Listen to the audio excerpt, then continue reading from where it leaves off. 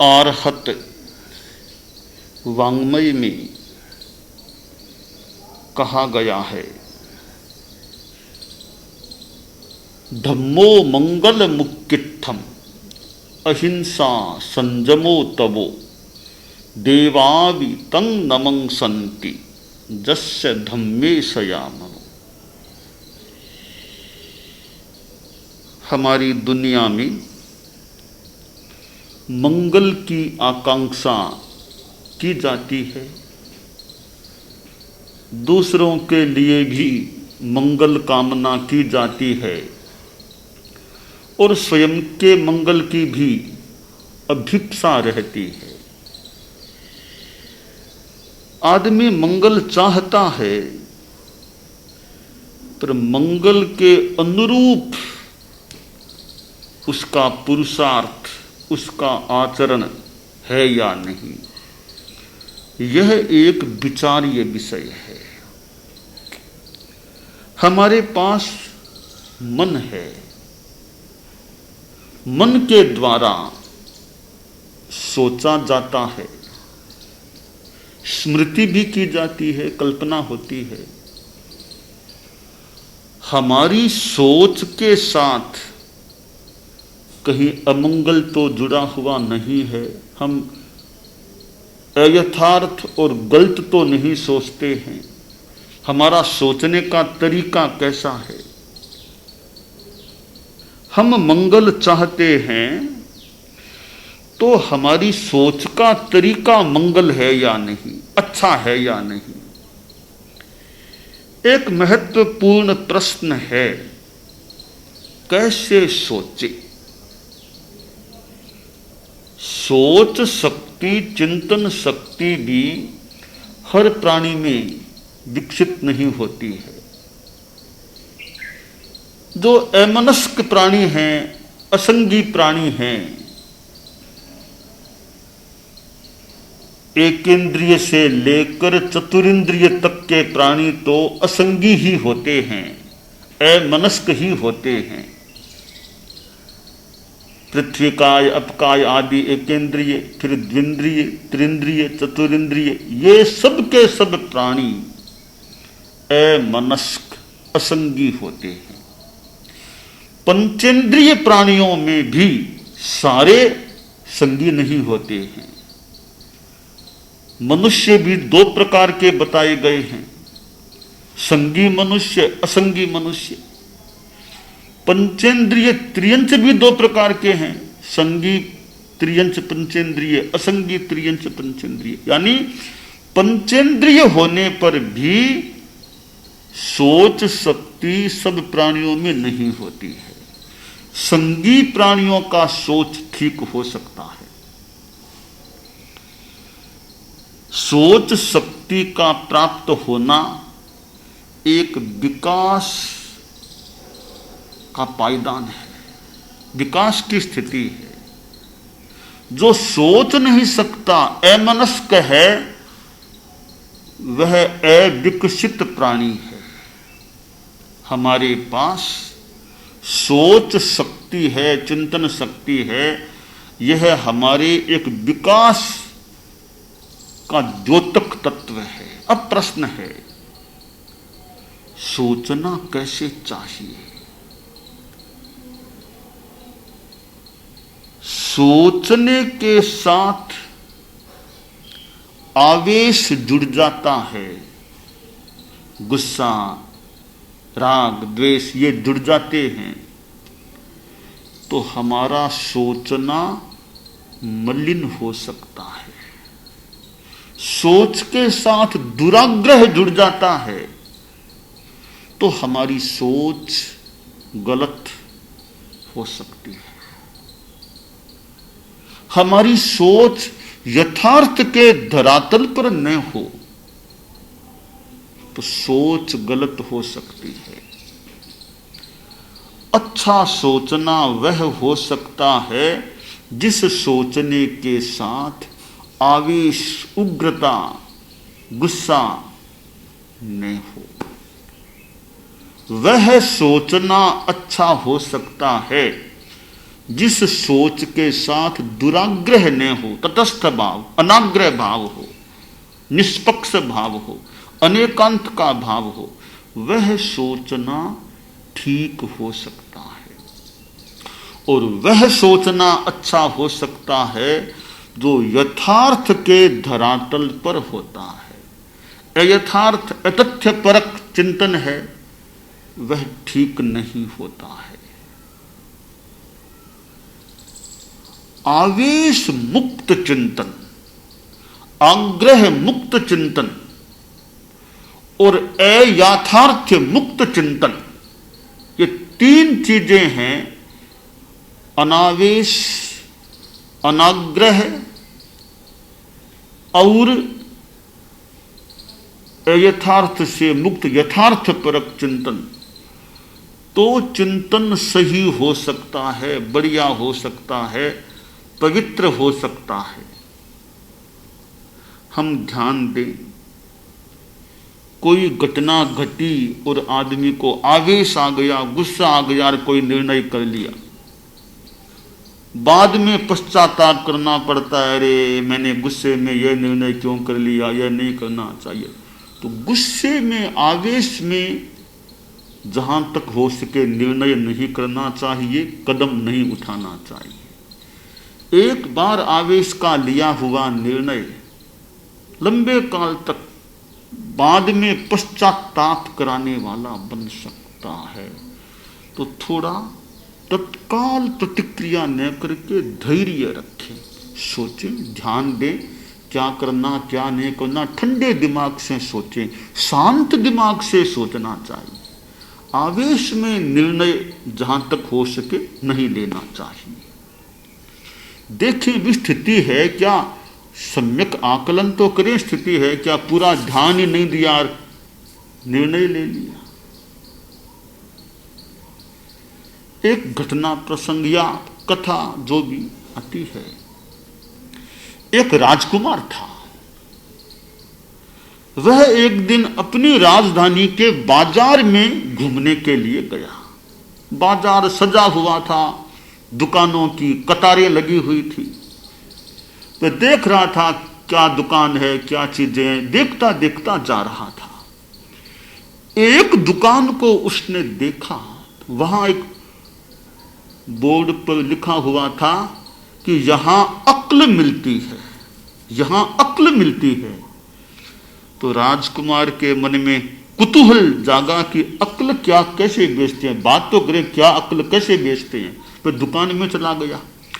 दुकानदार को किसी ने बता दिया यह राजकुमार, अच्छा राजकुमार है यह। दुकानदार खड़ा हुआ, सम्मान किया, आओ बैठिए बैठिए। राजकुमार को बिठाया। राजकुमार ने कहा, जी क्या बेचते हो? आपके वहाँ लिखा गया बाहर यहाँ अक्ल मिलती है। कि हाँ साहब, हम अक्ल देते हैं, अक्ल बेचते हैं। तो कहा, एक अक्ल मुझे भी बताओ, क्या कैसे बेचते हो, अक्ल बताओ, एक अक्ल मुझे भी दो, मैं भी खरीदूंगा एक अक्ल को। कहा ठीक है। तो दुकानदार ने एक अलमारी में से एक पत्र निकाला, उस पर बड़े अक्षरों में एक श्लोक लिखा हुआ था संस्कृत का। कहा लो सा ये अक्ल। तो क्या है? तो इसमें लिखा है, सहसा विदधीत न क्रिया मविवेक परमापदाम पदम वृणुते ही विमृश्य कारिणम गुण लुब्धा स्वयमेव संपद है। यानी कोई काम सहसा, बिना सोचे विचारे, तत्काल निर्णय लेकर नहीं करना चाहिए। सामान्यतया आवेश में बिना सोचे निर्णय नहीं लेना चाहिए, क्योंकि अविवेक है वो परम आपदाओं का स्थान बन सकता है। जो सोच विचार पूर्वक काम करता है, निर्णय लेता है, अच्छा काम सोच विचार पूर्वक करता है, उसको संपदाएं ग्रहण करती हैं, उसका वर्ण करती हैं। तो सोच पूर्वक, शांत भाव से सोचकर निर्णय लेना चाहिए। आवेश में सहसा तत्काल निर्णय नहीं लेना चाहिए, आवेश के भाव में। यह एक हमारी अक्ल है कि ठीक है साहब, मुझे दे दो इसका, क्या पैसा लोगे? साहब यूं पैसा तो मैं 1,00,000 रुपया लेता हूं, बाकी आप राजकुमार हैं, आप जैसा चाहो वैसा दो मत दो, मेरा मूल्य इसका, इस अक्ल का 1,00,000 रुपया है। राजकुमार ने कहा भी ठीक है, अक्ल मुझे दे दो, चेक निकाला कि लो 1,00,000 रुपया ले लो। राजकुमार अक्ल लेकर फिर महल में आ गया। सोचा 1,00,000 रुपये से मैंने ये चीज खरीदी है तो इसका यत्न रखना है, सुरक्षा भी रखनी है, और अपने शयनागार, सोने का जो कक्ष था राजकुमार का, वहां एक दीवार पर अच्छे ढंग से उस श्लोक के पत्र को चिपका दिया, ऊपर पूरा सुरक्षित रूप दे दिया, कहीं कोई खराब न हो जाए। कांच के अंदर यो मंडा करके अच्छी तरह उसको लगा दिया गया। राजकुमार रोज उसको पढ़ लेता, रोज पढ़ता कि यह मुझे अक्ल मिली है। एक समय आया, राजकुमार की शादी हो गई। फिर समय आया कि राजकुमार को किसी कार्यवश से बाहर जाना था और कई महीने वहां लगने थे। तो राजकुमार ने अपने पिता आदि से कहा कि मुझे तो विशेष कार्यवश जाना है। राजा ने कहा जो काम है वो जरूरी है, हमसे तुमको दूर तो होना पड़ेगा परिवार से, पर वो काम भी हमारे राज्य के हिसाब से जरूरी है, तो तुम जाओ, जितना भी टाइम लगेगा, कई महीने 1-2 साल भी लग जाएं, आनंद पूर्वक काम करके लौट आना। राजकुमार विदा हो गया। करीब 18 महीने उसको उस कार्य में लग गए।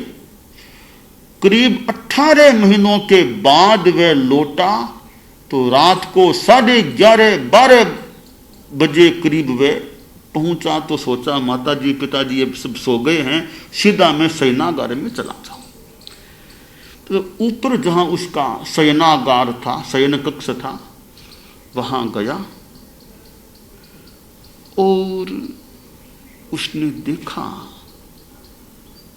कि उसकी गृहिणी पत्नी सो रही थी, साथ में एक और कोई उसको सोया हुआ दिखाई दिया।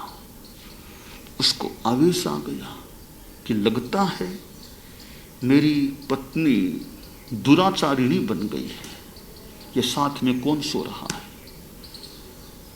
आवेश आ गया कि ऐसी दुराचारिणी को तो मार देना चाहिए, दोनों को ही मार देना चाहिए।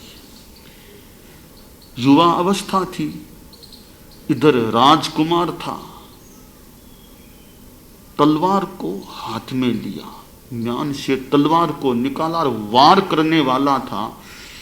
इतने में उसकी दृष्टि उस श्लोक पर पड़ गई कि सहसा विदधीत न क्रिया में विवेक है परमापदाम पदम वृणुते ही विमृश्य कारिणम गुण लुब्धा स्वयमेव संपद है।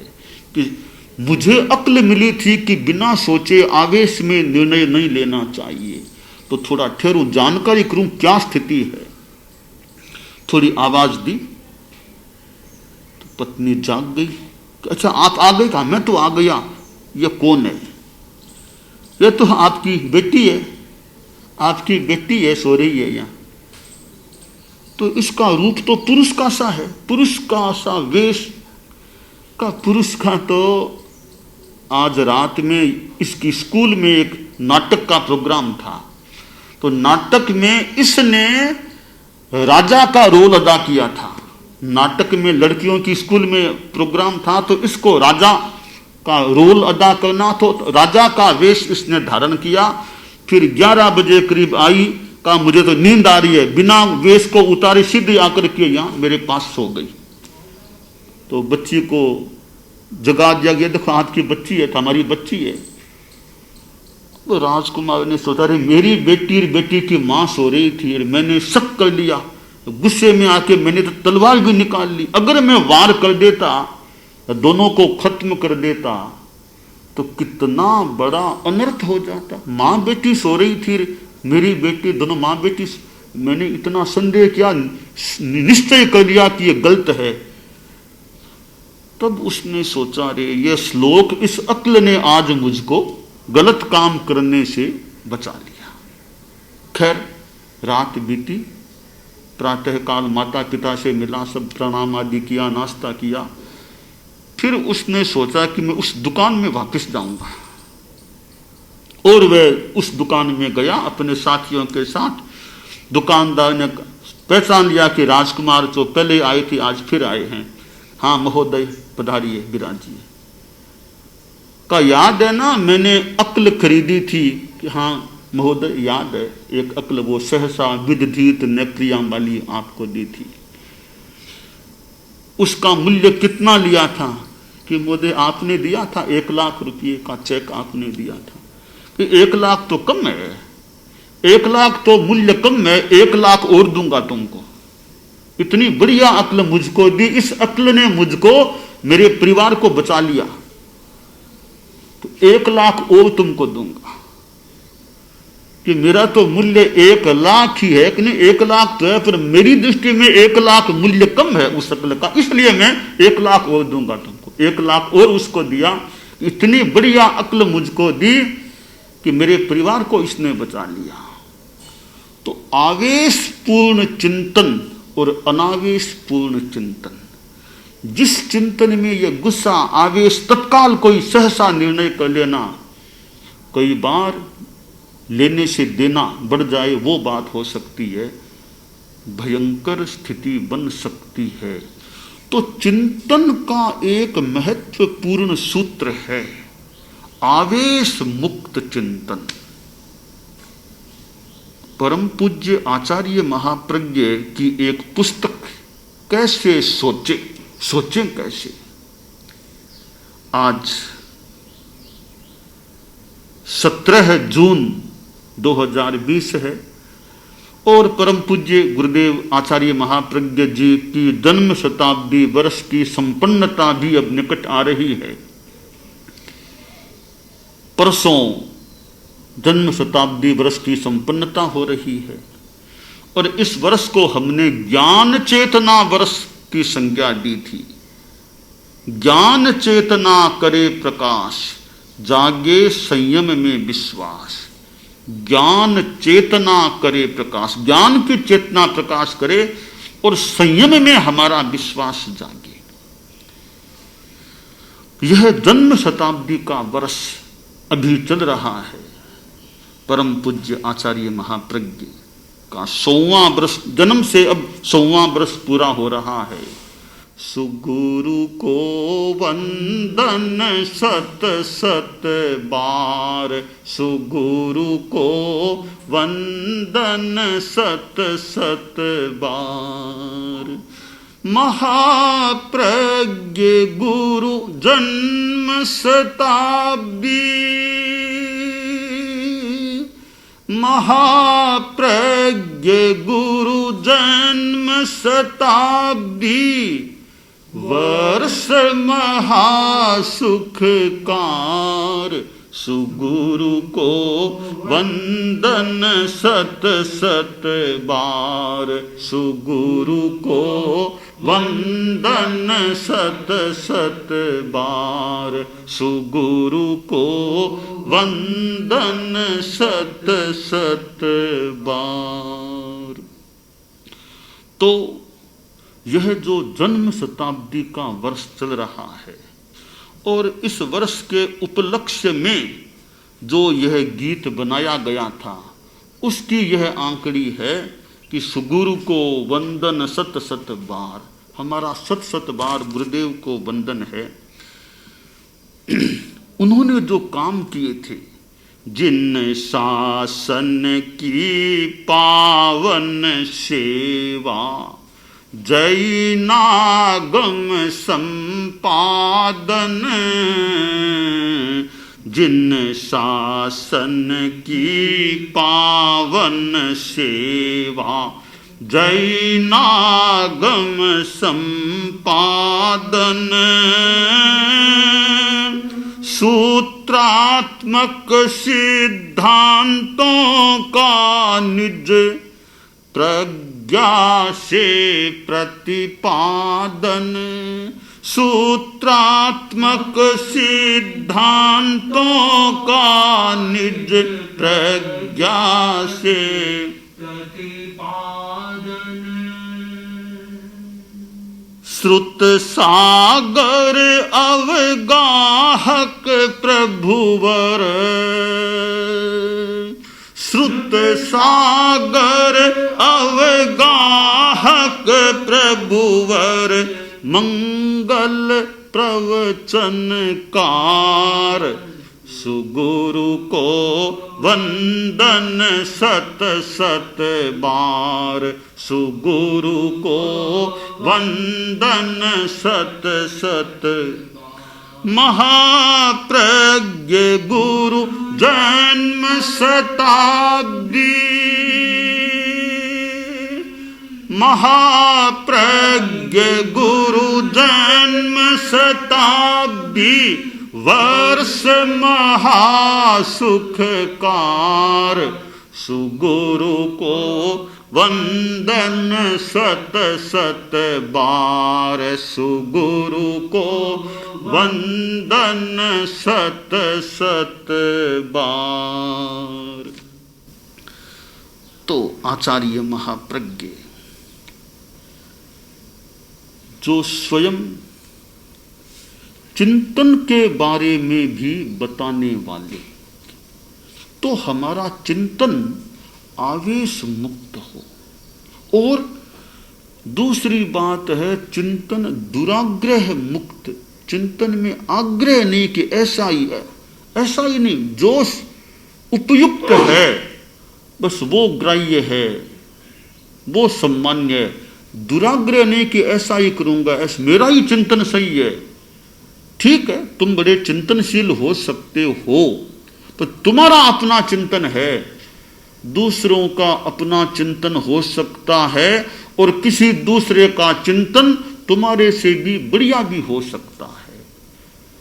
तो दूसरों का सब गलत है यह जरूरी नहीं है, तुम्हारा सोचना सही ही है यह भी जरूरी नहीं है। इसलिए आग्रह नहीं कि मेरा अभी यह चिंतन है, जो बाकी अच्छी बात होगी वो मुझे स्वीकार करनी चाहिए।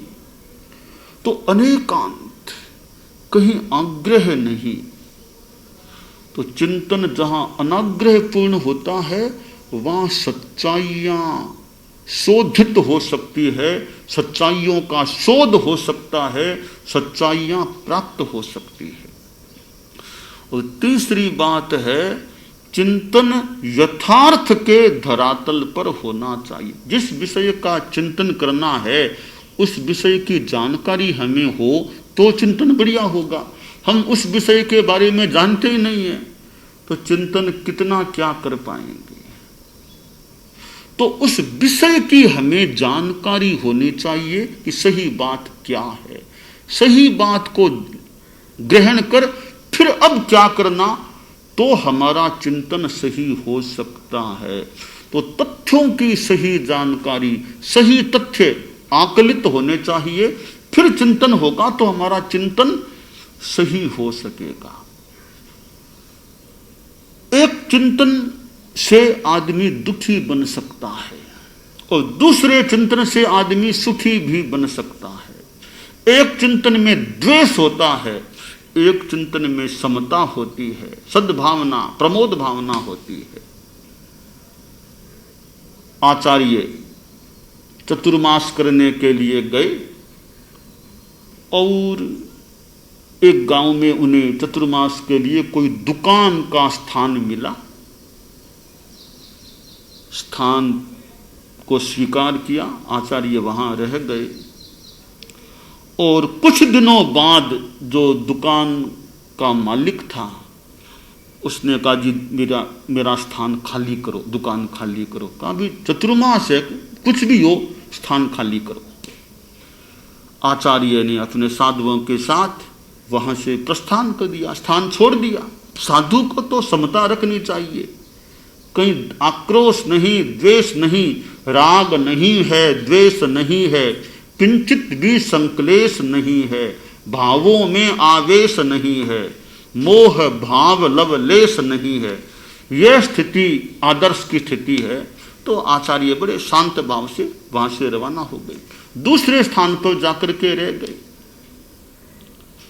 कुछ दिन बीते, तेज वर्षा हुई, भयंकर वर्षा हुई और उस दुकान की छत ढह गई, छत गिर गई। आचार्य के पास सूचना आई कि जिस दुकान में आप थे वो दुकान तो गिर गई है। अब इस घटना को सुनकर दो प्रकार के चिंतन आ सकते हैं। एक तो यह द्वेष का चिंतन कि हमसे दुकान खाली कराई, उसका फल उसको मिल गया, हमसे दुकान खाली कराई इसलिए दुकान गिर गई, उसको फल भी मिल गया। इस चिंतन में कुछ द्वेष प्रतिक्रिया हो सकती है। अब दूसरा चिंतन क्या कि देखो हमारे लिए तो अच्छा हुआ, उसने दुकान हमसे पहले ही खाली करवा ली, हम तो बच गए। अगर हम उस दुकान में आज होते, छत गिरती, दुकान ढहती, तो हमारे में क्या होता? तो हमारे लिए बढ़िया हुआ कि दुकान मालिक ने पहले ही हमसे दुकान खाली करवा ली, तो हम सुरक्षित रह गए। अब दूसरा चिंतन यह है, पहले चिंतन में प्रतिक्रिया द्वेष, दूसरे चिंतन में सद्भावना है। दोनों ही चिंतन के कोण है, दोनों ही बातें, दोनों कोण है। पहले कोण में द्वेष झलकता है, दूसरे कोण में सद्भावना झलकती है। तो हमारा चिंतन बढ़िया हो, यह हमें प्रयास करना चाहिए।